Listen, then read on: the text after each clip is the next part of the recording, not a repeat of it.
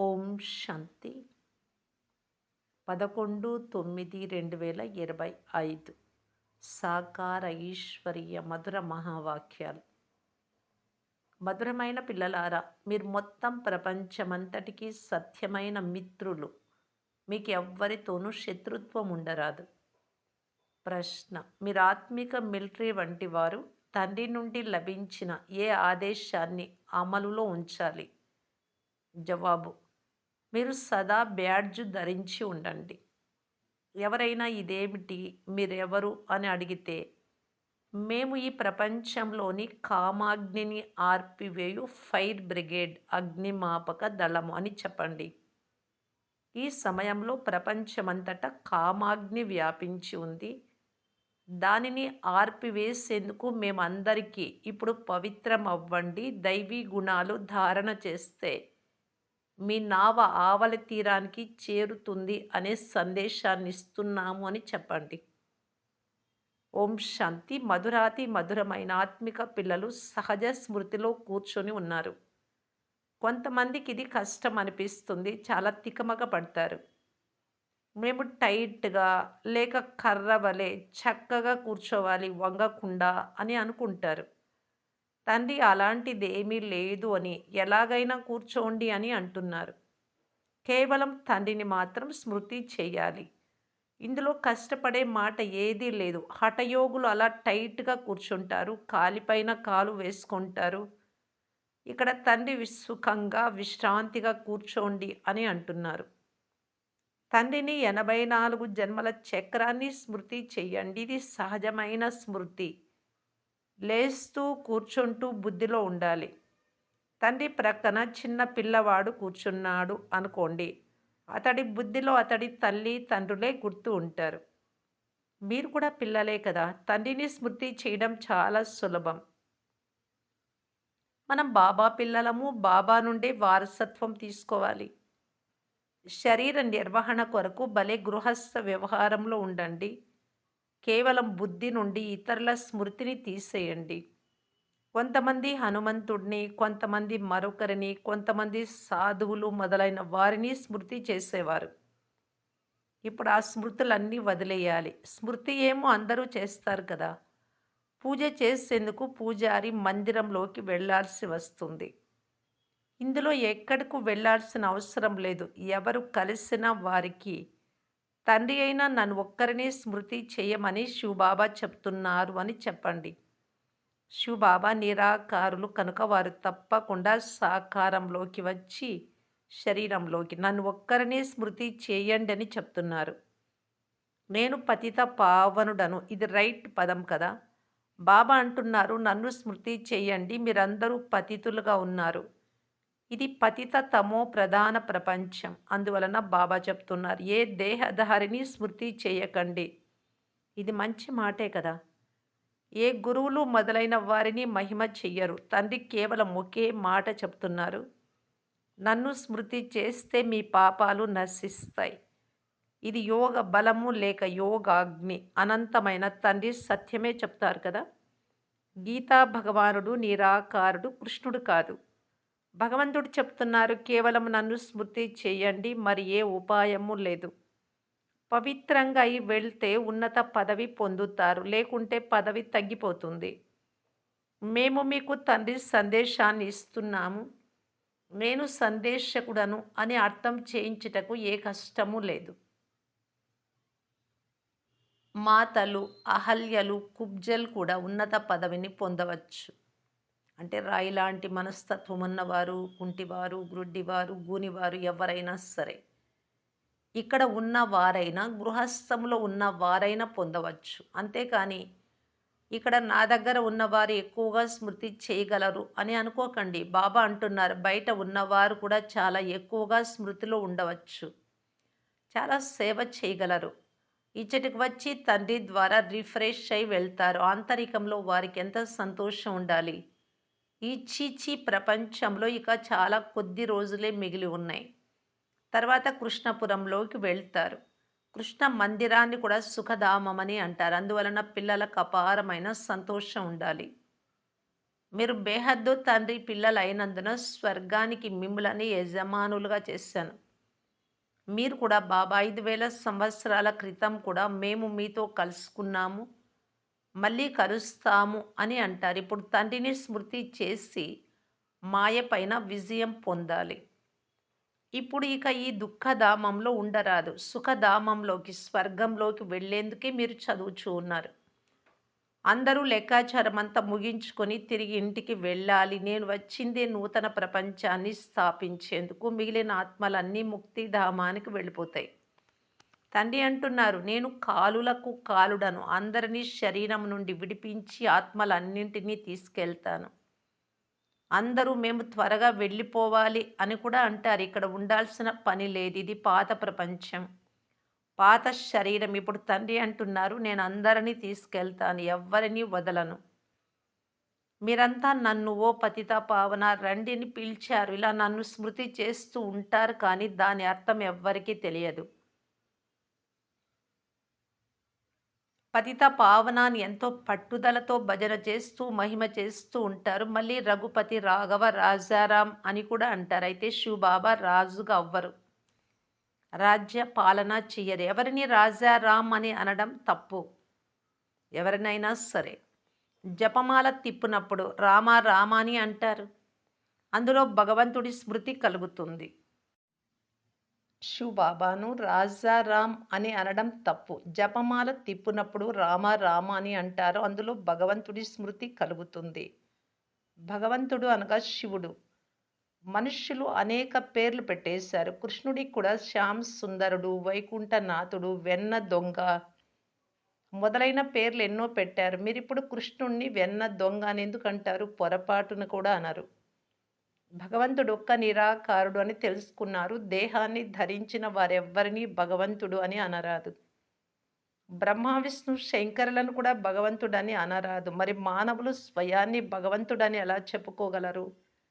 వైజయంతి మాలను కేవలం 108 మందిదే అని గాయనముంది. శివబాబా స్వర్గస్థాపన చేశారు. దానికి లక్ష్మీనారాయణులు అధికారులు. అలా అధికారులుగా అయ్యేందుకు అంతకుముందు తప్పకుండా పురుషార్థం చేసి ఉంటారు. దీనిని కలియుగ అంతము మరియు సత్యుగ ఆది అయిన సంగమ యుగం అని అంటారు. ఇది కల్పం యొక్క సంగమ యుగం. మనుషులు యుగే యుగే అని అనేస్తారు. అవతారము అని కూడా మర్చిపోయి వారిని రాయి రప్పలలో కణ కణంలో ఉన్నాడు అని అనేస్తారు. ఇది కూడా డ్రామాయే. గతించిన దానిని డ్రామా అంటారు. ఎవరితోనైనా కొట్లాట జరిగిపోయింది. దానిని గురించే చింతన చెయ్యరాదు. జరిగిపోయిన దానిని డ్రామా అని అంటారు. అచ్చా! ఎవరైనా తప్పుగా, అనవసరంగా మాట్లాడి ఉంటే, మీరు దానిని మర్చిపోండి. కల్పక్రితం కూడా ఇలాగే మాట్లాడారు. ఆ మాటలు ఇప్పుడు గుర్తుంచుకుంటే అలాగే స్థితి చెడిపోతూ ఉంటుంది. ఆ మాట ఎప్పుడూ ప్రస్తావించకండి. పిల్లలైన మీరు సేవ చేయాలి కదా! సేవలో విఘ్నములేవి కలుగరాదు. సేవలో బలహీనత చూపించరాదు. ఇది శివబాబా సేవ కదా! అందులో ఎప్పుడు చేయను, నాకు కాదు, నాకు వీలు కాదు ఇలా చెప్పరాదు. అలా అన్నారు అంటే మీ పదవిని పోగొట్టుకుంటారు. తండ్రికి సహాయకారులుగా అయితే పూర్తిగా సహయోగం ఇవ్వాలి. తండ్రి సేవ చేయడంలో ఏమాత్రము మోసం చేయరాదు. అందరికీ సందేశమునిచ్చి తీరాలి. తండ్రి అంటున్నారు, మనుష్యులు పేరు చూసి లోపలికి వచ్చి అర్థం చేసుకునే విధంగా మ్యూజియంకు పేరు పెట్టండి. ఎందుకంటే ఇది క్రొత్తది కదా! మనుషులు క్రొత్త విషయాన్ని చూసి లోపలికి వస్తారు. ఈ రోజులలో భారతదేశ ప్రాచీన యోగంను నేర్చుకునేందుకు విదేశాల నుండి వస్తారు. ప్రాచీనము అంటే అత్యంత పురాతనమైనది. ఆ యోగాన్ని 5,000 సంవత్సరాల ముందు స్వయం భగవంతుడే నేర్పించాడు. సత్య త్రేతాయుగాలలో యోగం ఉండదు. నేర్పించిన వారైతే వెళ్ళిపోయారు. వారు మళ్ళీ 5,000 సంవత్సరాల తర్వాత వచ్చినప్పుడు యోగం నేర్పిస్తారు. ప్రాచీనము అంటే 5,000 సంవత్సరాల క్రితం భగవంతుడు నేర్పించారు. ఆ భగవంతుడే ఇప్పుడు మళ్ళీ సంగమ యుగంలో వచ్చి రాజయోగాన్ని నేర్పిస్తూ ఉన్నారు. దీని ద్వారా పావనంగా అవుతారు. ఈ సమయంలో తత్వాల సహితము తమో ప్రధానంగా ఉన్నాయి. నీరు కూడా ఎంతో నష్టం కలిగిస్తూ ఉంది. పాత ప్రపంచంలో ఉపద్రవాలు జరుగుతూ ఉంటాయి. సత్యుగంలో ఉపద్రవాల మాటే ఉండదు. అచట ప్రకృతి దాసీగా అయిపోతుంది. ఇక్కడ ప్రకృతి శత్రువై దుఃఖపెడుతుంది. ఈ లక్ష్మీనారాయణ రాజ్యంలో దుఃఖము అనే మాటే లేదు. అది సత్యుగం. ఇప్పుడది మరలా స్థాపన అవుతుంది. తండ్రి ప్రాచీన రాజయోగంను నేర్పిస్తూ ఉన్నారు. మరలా 5000 సంవత్సరాల తర్వాత నేర్పిస్తారు. ఎవరి పాత్ర ఉంటుందో వారే అభినయిస్తారు. బేహద్దు తండ్రి కూడా పాత్ర చేస్తున్నారు. నేను ఇతనిలో ప్రవేశించి స్థాపన చేసి వెళ్ళిపోతాను అని తండ్రి అంటున్నారు.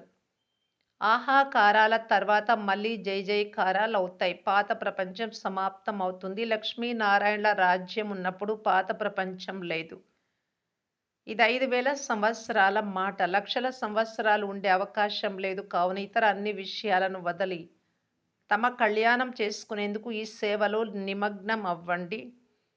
అలిగి సేవలో మోసం చెయ్యరాదు. ఇది ఈశ్వరీయ సేవ. మాయ ద్వారా అనేక తుఫానులొస్తాయి.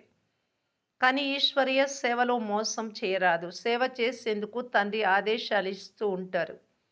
బంధుమిత్రులు ఎవరికైనా అందరికీ సత్యమైన మిత్రులు మీరే. బ్రహ్మకుమార్ కుమారీలైన మీరు ప్రపంచమంతటికి మిత్రులు. ఎందుకంటే మీరు తండ్రికి సహాయకారులు. మిత్రులలో ఏ విధమైన శత్రుత్వం ఉండరాదు. ఏ విషయం వచ్చినా శివబాబాను స్మృతి చేయమని చెప్పండి. తండ్రి శ్రీమతమును అనుసరించాలి. లేకుంటే మీకు మీరే నష్టం కలిగించుకుంటారు. ట్రైన్‌లో ప్రయాణం చేయనప్పుడు అందరూ ఫ్రీగా ఉంటారు. సేవ చేసేందుకు ఇది మంచి అవకాశం.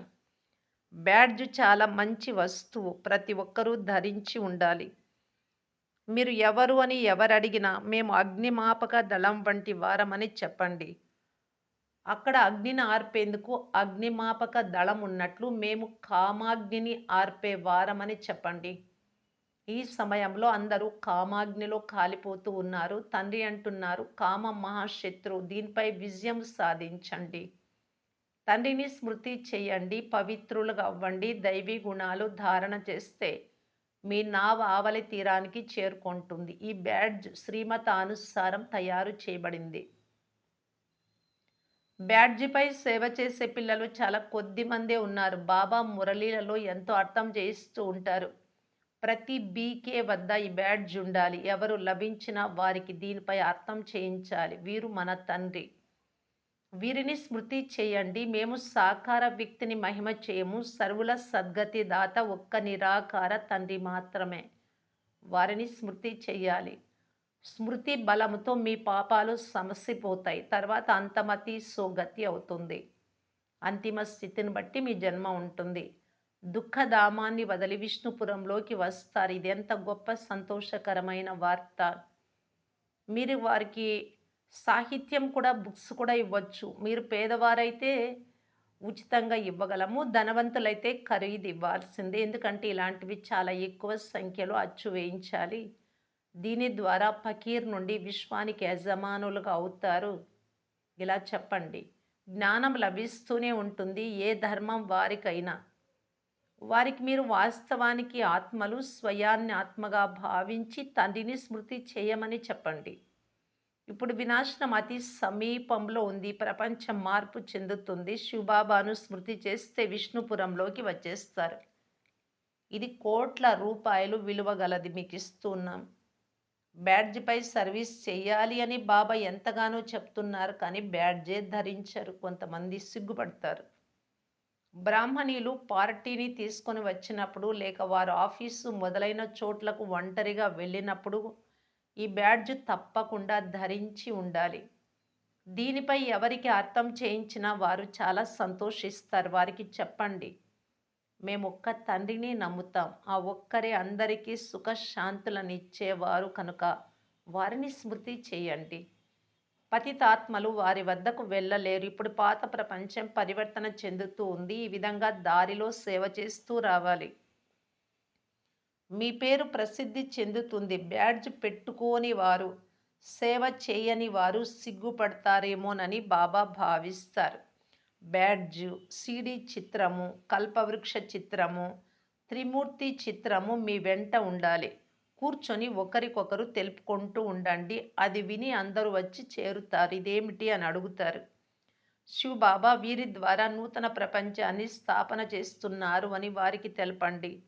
ఇప్పుడు తండ్రి చెప్తున్నారు, నన్ను స్మృతి చేయండి, పవిత్రులవ్వండి, అపవిత్రులు వాపస్ వెళ్ళలేరు. ఈ విధంగా మధురమైన మాటలు వినిపిస్తే అందరూ సంతోషంగా వింటారు. కానీ ఇది ఎవరి బుద్ధిలోనూ నిలవదు. సెంటర్‌కు, క్లాస్‌కు వెళ్తున్నా బ్యాడ్జ్ ధరించి వెళ్ళండి.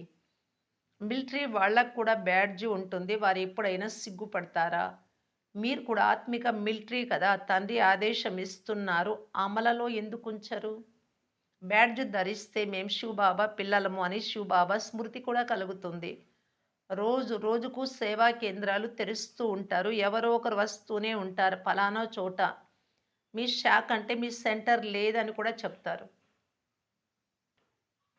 ఎవరైనా ఇల్లు మొదలైనవి ఏర్పాటు చేసి ఆహ్వానిస్తే మేము వచ్చి సేవ చేస్తామని చెప్పండి. పిల్లలు ధైర్యం చేస్తే తండ్రి సహాయం చేస్తారు. సెంటరు తెరచి సేవ చేయమని తండ్రి తన పిల్లలకే చెప్తారు. ఇవన్నీ శివబాబా దుకాణాలే కదా! పిల్లల ద్వారా నడిపిస్తూ ఉన్నారు. మంచిది. మధురమైన అపురూపమైన పిల్లలకు మాతాపిత బాప్దాదాల ప్రియ స్మృతులు మరియు గుడ్ మార్నింగ్. ఆత్మిక పిల్లలకు ఆత్మిక తండ్రి నమస్తే. ధారణ కొరకు ముఖ్య సారం. ఫస్ట్ పాయింట్, ఎప్పుడూ పరస్పరం అలిగి సేవలో మోసం చేయరాదు, విఘ్న రూపంగా అవ్వరాదు, మీ బలహీనతలు కనపరచరాదు, తండ్రికి పూర్తి సహాయకారులుగా అవ్వాలి. సెకండ్ పాయింట్, ఎప్పుడైనా ఎవరితోనైనా జగడమాడి ఉంటే వాటిని గురించి ఆలోచించరాదు. ఎవరైనా హెచ్చు తగ్గులుగా మాట్లాడితే మీరు వాటిని మర్చిపోండి. కల్పక్రితం కూడా ఇలాగే అన్నారు. ఆ మాటలు మళ్ళీ ఎవ్వరికి చెప్పను కూడా చెప్పరాదు. వరదానము, శాంతి దూతలుగా అయ్యి అందరికీ శాంతి సందేశాన్ని ఇచ్చే మాస్టర్, శాంతి శక్తి దాతా భవ. పిల్లలైన మీరు శాంతి సందేశకులు, శాంతి దూతలు. ఎక్కడ ఉంటున్నా సదా స్వయాన్ని శాంతి దూతలుగా భావించి నడవండి. మీరు శాంతి దూతలు, శాంతి సందేశాన్ని ఇచ్చేవారు. దీని ద్వారా స్వయం కూడా శాంతి స్వరూపంగా శక్తిశాలిగా ఉంటారు. అంతేకాక ఇతరులకు కూడా శాంతిని ఇస్తూ ఉంటారు. వారు అశాంతిని ఇచ్చినా మీరు శాంతిని ఇవ్వండి. వారు అగ్నిని ముట్టించినా మీరు నీటిని వేయండి. ఇదే శాంతి సందేశకులు, మాస్టర్, శాంతి శక్తి దాత పిల్లలైన మీ కర్తవ్యం.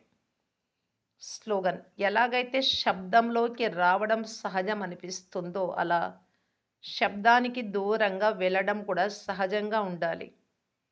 అవ్యక్త సూచన, ఇప్పుడు లగన్ అనే అగ్నిని ప్రజ్వలితం చేసి యోగాగ్నిని జ్వాలారూపంగా చేసుకోవటానికి బాప్దాదా తెలియజేస్తున్నారు. యోగంలో సదా లైట్ హౌస్ మరియు మైట్ హౌస్ స్థితిని అనుభవం చేయండి. ప్రకాశ గృహంగా, శక్తి గృహంగా. జ్ఞానం అనేది లైట్, యోగం అనేది మైట్ శక్తి. జ్ఞానము మరియు యోగం ఈ రెండు శక్తులు లైట్ మరియు మైట్ సంపన్నంగా ఉండాలి. ఇలాంటి వారిని మాస్టర్ సర్వశక్తివాన్ అని అంటారు. ఇటువంటి శక్తిశాలి ఆత్మలు ఇటువంటి పరిస్థితినైనా సెకండ్లో దాటుకుంటారు. ఓం శాంతి.